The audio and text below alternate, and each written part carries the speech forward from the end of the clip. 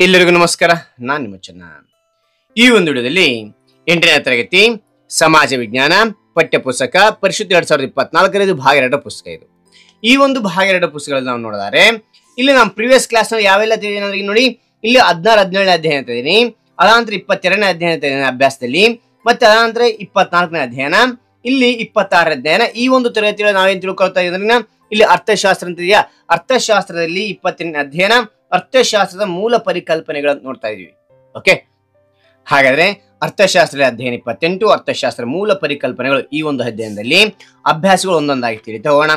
Okay, already 8ನೇ ತರಗತಿಗೆ ಸಂಬಂಧಪಟ್ಟಿರ್ತಕ್ಕಂಥ ಕನ್ನಡಕ್ಕೆ ಮತ್ತು ಸಮಾಜ ವಿಜ್ಞಾನಕ್ಕೆ ಸಂಬಂಧಪಟ್ಟಿರೋ ವಿಡಿಯೋ ತೆಗೆದಿನಿ, ಲಿಂಕ್ ಡಿಸ್ಕ್ರಿಪ್ಷನ್ ಅಲ್ಲಿ ಕ್ಲಿಕ್ ಮಾಡಬೇಕು, ಆ ಎಲ್ಲ ವಿಡಿಯೋಗಳು ನೋಡಬಹುದು ಅಂತ ಹೇಳ್ತಾ, ಹಾಗಾದ್ರೆ ಯಾವ ರೀತಿ ನೋಟ್ಸ್ ಬರೆಯೋಕೆ ತಿಳಿಸ್ತಾ ಹೋಗ್ತೇನೆ. ಈ ಒಂದು ವಿಡಿಯೋ ಇಷ್ಟವಾದರೆ ಲೈಕ್ ಮಾಡಿ, ಶೇರ್ ಮಾಡಿ, ಸಬ್ಸ್ಕ್ರೈಬ್ ಮರಿಬೇಡಿ ಅಂತ ಹೇಳ್ತಾ ಈ ಒಂದು ಮಾಹಿತಿ ತಿಳಿತಾ ಹೋಗೋಣ ಬನ್ನಿ. ಇಲ್ಲಿ ನೋಡಿ ಮಕ್ಕಳೇ, ಅಭ್ಯಾಸಗಳು ಅಂತಿದೆ. ಓಕೆ, ಮೊದಲನೇ ಗಮನಕ್ಕೆ ಖಾಲಿ ಬಿಟ್ಟಿರುವ ಜಾಗಗಳನ್ನು ಸೂಕ್ತ ಪದಗಳಿಂದ ತುಂಬಿರಿ ಅಂತಿದೆ. ಓಕೆ, ಒಂದೊಂದಾಗಿ ತಿಳಿತಾ ಹೋಗೋಣ. ಇಲ್ಲಿ ನೋಡಿ ಮಕ್ಕಳೇ, ಮೊದಲನೇ ಗಮನಕ್ಕೆ ಖಾಲಿ ಬಿಟ್ಟಿರುವ ಜಾಗಗಳನ್ನು ಸೂಕ್ತ ಪದಗಳಿಂದ ತುಂಬಿರಿ ಅಂತ ಹೇಳಿದ್ರೆ. ಓಕೆ, ಮೊದಲನೇ ಒಂದು ಬಿಟ್ಟ ಸಣ್ಣ ಇಲ್ಲಿ ಬೇಡಿಕೆ ಹೆಚ್ಚಾದಾಗ ಉತ್ಪಾದನೆ ಆಗ್ತದೆ ಅಂದ್ರಿಗಿನ ಅಧಿಕ ಗೊಳ್ಳುತ್ತದೆ. ಓಕೆ, ಅದಂತ ನೋಡಿ. ಎರಡನೇದು ಸರಕು ಸೇವೆಗಳನ್ನು ಬಯಕೆಯ ತೃಪ್ತಿಗಾಗಿ ಉಪಯೋಗಿಸುವುದು ಯಾವ್ದೊಂದಿಗಿನ ಅನುಭೋಗ. ಓಕೆ, ಅನಂತರ ಮೂರನೇದು ಒಂದು ರಾಷ್ಟ್ರದ ಆದಾಯವನ್ನು ರಾಷ್ಟ್ರದ ಒಟ್ಟು ಜನಸಂಖ್ಯೆಯಿಂದ ಭಾಗಿಸಿದರೆ ಲಭಿಸುವುದೇ ಏನ್ ಲಭಿಸೋದ್ರಿಗಿನ ತಲಾ ವರಮಾನ. ಓಕೆ, ಅಂತ ನೋಡಿ. ಇಲ್ಲಿ 4ನೇ ನೋಡಿ, ಲಾರಿಗಳಿಂದ ಸರಕುಗಳನ್ನು ತಿಳಿಸುವ ಕೆಲಸದಲ್ಲಿ ತೊಡಗಿಸುವವರು ಬರುವ ಶ್ರಮ ವಿಭಾಗ ಯಾವ ವಿಭಾಗ ಬರ್ತದೆ? ದೈಹಿಕ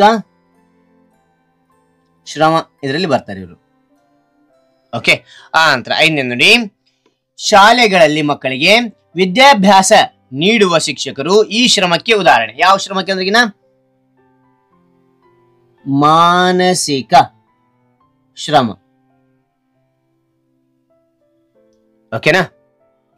ಅದಂತ ನೋಡಿ ಬಿಟ್ಟ ಸ್ಥಳ ಆಯ್ತಾ. ಬಿಟ್ಟ ಸ್ಥಳ ಆದ ನಂತರ 2ನೇ ರೋಮನಕ್ಕೆ ಏನಿದೆ, ಈ ಪ್ರಶ್ನೆಗಳಿಗೆ ಉತ್ತರಿಸಿ ಅಂತಿದೆ. ಯಾವ ರೀತಿ ಬರೀಬೇಕು ತಿಳಿಸ್ತಾ ಹೋಗ್ತೇನೆ. ಓಕೆ, ಇಲ್ಲಿ ನೋಡಿ ಮಕ್ಕಳೇ, ಇಲ್ಲಿ ಚಿಕ್ಕನ ಅಕ್ಷರದಲ್ಲಿ ಅರ್ಥಶಾಸ್ತ್ರ ಅಂತಕ್ಕಂಥದ್ದು ಅಧ್ಯಾಯ 28 ಅಂತಕ್ಕಂಥದ್ದು ಚಿಕ್ಕನ ಅಕ್ಷರದಲ್ಲಿ ಬರ್ರಿ. ಪಾಠದ ಶೀರ್ಷಿಕೆ, ಪಾಠದ ಹೆಸರಿದೆಯಲ್ಲ, ಅರ್ಥಶಾಸ್ತ್ರದ ಮೂಲ ಪರಿಕಲ್ಪನೆಗಳಂತಕ್ಕಂಥ ದಪ್ಪನ ಅಕ್ಷರ ಬರೆದು ಕ್ಲಿಯರ್ ಅಂಡರ್ಲೈನ್ ಮಾಡಿ. ಈ ಒಂದು ಅಧ್ಯಯನದ ಅಭ್ಯಾಸ ಯಾವತ್ತು ಬರೀತಾ ಇರ್ತಾರ ಆ ಡೇಟ್ ಅನ್ನು ಇಲ್ಲಿ ಮೆನ್ಷನ್ ಮಾಡಿ. ಅದಾದ ನಂತರ ಏನ್ ಮಾಡ್ತೀರಾ, ಅಭ್ಯಾಸಗಳಂತ ಬರ್ರಿ. ಅಂದ್ರೆ ಮೊದಲನೇ ರೋಮನಂಕೆ ಬಿಟ್ಟ ಸ್ಥಳ ಇದೆಯಲ್ಲ ಅದು ಬರ್ರಿ. ಅದು ಬರೆದ ನಂತರ ಏನ್ ಮಾಡ್ತೀರಾ, 2ನೇ ರೋಮನಂಕೆ ಹಾಕಿ ಈ ಕೆಳಗಿನ ಪ್ರಶ್ನೆಗಳಿಗೆ ಉತ್ತರಿಸಿ ಬರೀತಾ ಹೋಗಿ. ಓಕೆ ಮಕ್ಕಳೇ, ರೈಟ್. 6ನೇ ಒಂದು ಪ್ರಶ್ನೆ ನೋಡಿ, ಅರ್ಥಶಾಸ್ತ್ರದಲ್ಲಿ ಬೇಡಿಕೆ ಎಂಬುದರ ಅರ್ಥವೇನು? ಬೇಡಿಕೆ ಅಂದ್ರೆ ಏನು ಅರ್ಥಶಾಸ್ತ್ರ ಪ್ರಕಾರ ಅಂತ ಕೇಳಿದ್ರೆ ಇಲ್ಲಿ. ಓಕೆನಾ? ಉತ್ತರ, ನಿಗದಿಯಾದ ಬೆಲೆಗೆ ನಿಗದಿಯಾದ ಕಾಲದಲ್ಲಿ ಕೊಳ್ಳುವ ಆರ್ಥಿಕ ಸರಕಿನ ಪ್ರಮಾಣವೇ ಬೇಡಿಕೆ ಎಂಬುದು ಅರ್ಥಶಾಸ್ತ್ರದಲ್ಲಿ ಬೇಡಿಕೆ ಎಂಬುದರ ಅರ್ಥವಾಗಿದೆ ಅಂತ ನೋಡ್ಬೋದು ಮಕ್ಕಳೇ. ಓಕೆ, ಅದಾನಂತರ 7ನೇದು ಕೊಟ್ಟಿದ್ದಾರೆ. 7ನೇದೇನು ಕೊಟ್ಟಿದ್ದಾರೆ ಇಲ್ಲಿ ಪ್ರಶ್ನೆ ನೋಡಿದಾರೆ. ಇಲ್ಲಿ ಉತ್ಪಾದನಾ ಕ್ಷೇತ್ರದಲ್ಲಿ ಬೇಡಿಕೆ ಪ್ರಭಾವವೇನು ಅಂತ ಕೇಳಿದರೆ. ಓಕೆ, ಉತ್ತರ ನೋಡಿ, ಬೇಡಿಕೆ ಹೆಚ್ಚಾದಾಗ ಸಾಮಾನ್ಯವಾಗಿ ಉತ್ಪಾದನೆ, ಉದ್ಯೋಗ, ವರಮಾನ, ಪೂರೈಕೆ, ಜನರ ಜೀವನ ಮಟ್ಟ ಹಾಗೂ ರಾಷ್ಟ್ರದ ಪ್ರಗತಿಯ ಉತ್ತಮವಾಗಿರ್ತದೆ. ಅದೇ ಬೇಡಿಕೆ ಕಡಿಮೆ ಆಯ್ತು ಅಂದ್ರಿಗಿನ ಬೇಡಿಕೆ ಕಡಿಮೆಯಾದಾಗ ಸಾಮಾನ್ಯವಾಗಿ ಉತ್ಪಾದನೆ, ವರಮಾನ, ಪೂರೈಕೆ, ಜನರ ಜೀವನ ಮಟ್ಟ ಹಾಗೂ ರಾಷ್ಟ್ರದ ಪ್ರಗತಿಯು ಕುಗ್ಗುತ್ತದೆ ಅಂತಕ್ಕಂಥದ್ದು. ಓಕೆನಾ? ಬೇಡಿಕೆ ಹೆಚ್ಚಾಯ್ತಂದ್ರೆ ಎಲ್ಲವೂ ಚೆನ್ನಾಗಿರ್ತದೆ, ಬೇಡಿಕೆ ಕಡಿಮೆ ಆಯ್ತಂದ್ರೆ ಎಲ್ಲವೂ ಕುಗ್ತದೆ ಅಂತಕ್ಕಂಥದ್ದು. ಓಕೆ, 8ನೇ ನೋಡಿ, ವಿತರಣೆ ಎಂದರೇನು ಅಂತ ಕೇಳಿದ್ರೆ. ಹೌದಾ? ಉತ್ತರ, ಉತ್ಪಾದನಾಂಗಗಳು ಆದ ಪ್ರಕೃತಿ, ಸಂಪತ್ತು, ಶ್ರಮ, ಬಂಡವಾಳ ಮತ್ತು ಉದ್ಯಮ ಸಾಹಸಿಗಳ ನಡುವೆ ಹಂಚಿಕೆಯಾಗುವ ರಾಷ್ಟ್ರೀಯ ವರಮಾನಕ್ಕೆ ಕ್ರಮವಾಗಿ ಗೇಣಿ, ಕೂಲಿ, ಬಡ್ಡಿ ಮತ್ತು ಲಾಭಗಳನ್ನು ಆಯಾ ಉತ್ಪಾದನಾಂಗದ ಪಾತ್ರದ ಪ್ರಮಾಣ ಅನುಸಾರವಾಗಿ ಹಂಚುವುದನ್ನೇ ವಿತರಣೆ ಎನ್ನುವರು ಅಂತಕ್ಕಂಥ ನೋಡ್ಬೋದು.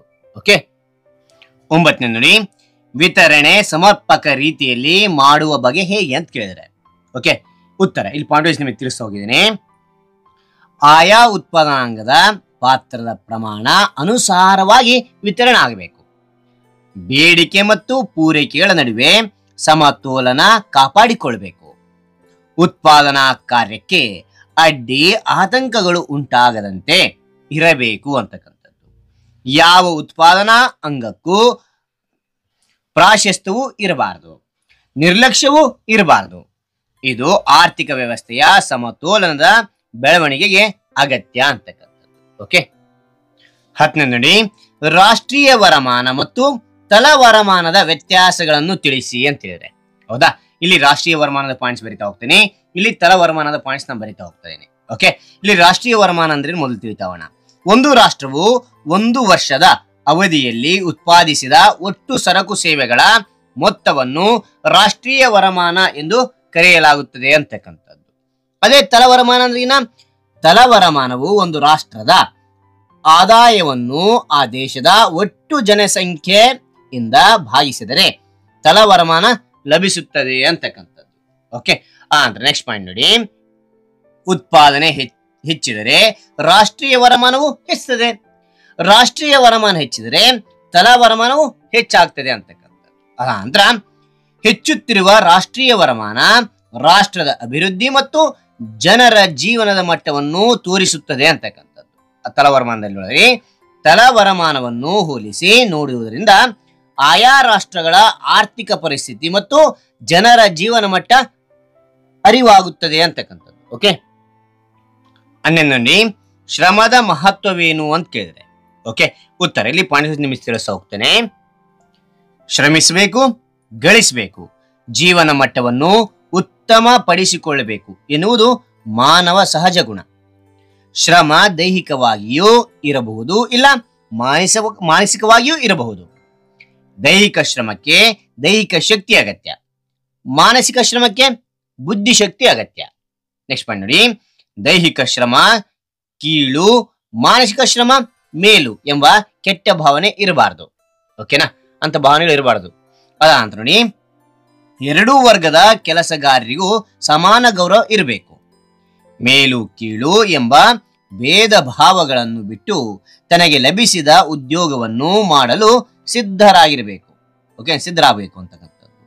ಆಗ ಶ್ರಮದ ಮಹತ್ವ ಅರಿವಾಗುತ್ತದೆ ಮತ್ತು ಸಮಾನ ಭಾವನೆ ಉಂಟಾಗುತ್ತದೆ ಅಂತಕೊಂಡು ನೋಡ್ಬೋದು. ಓಕೆನಾ, ಹಾಗಾದ್ರೆ ಈ ಒಂದು ಮಾಹಿತಿ ಅಂತಕ್ಕಂಥ ಇಷ್ಟವಾದ್ರೆ ಒಂದು ಲೈಕ್ ಅನೇಕ ವಿಡಿಯೋ ತಿಳಿಯಲು ಪ್ರೋತ್ಸಾಹ ತುಂಬಾ ಸಿಗುತ್ತೆ. ಇನ್ನೊಬ್ರು ಶೇರ್ ಮಾಡಿ, ಇನ್ನೊಬ್ರು ಚಲ ಸಾಧ್ಯ. ಇಂಥ ಅನೇಕ ವಿಡಿಯೋಗಳ ಚಾನಲ್ ಸಬ್ಸ್ಕ್ರೈಬ್ ಆಗಿ ಮತ್ತೊಂದು ಹೊಸ ವಿಷಯದೊಂದಿಗೆ ಮತ್ತೊಂದು ಹೊಸ ವಿಡಿಯೋ ಭೇಟಿ ಆಗ್ತದೆ. Thank you for watching. Bye.